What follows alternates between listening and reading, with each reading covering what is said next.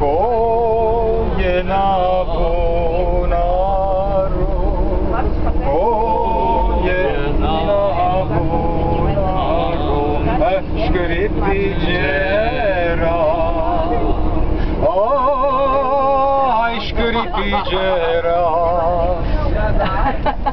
Na bunaru, zlato materino, zlato materino, škripi džera.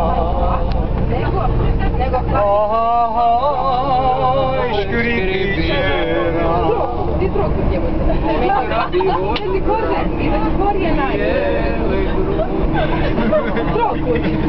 Ahoj.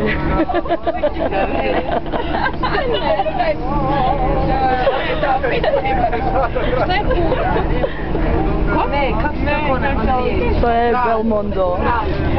Što znamena hrast? Hrast, ono što izgradiš pored rijeke. A ne. U ovom kontekstu ne. U nekom htjelo reći, ja vam ne žeknu. Žekni mi se hrast. To je jako Slavička, a hrast. A djece jako organom muške tijelo. Ja to natačim, to je terenjivnika. Jako više neću poznavati. Ne.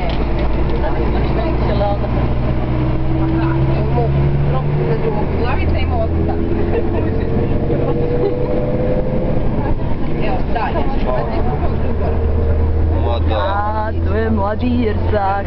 Samo ne molim vas.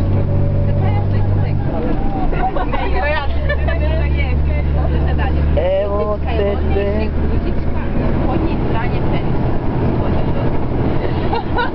Evo me s kamerom. Štete što smo.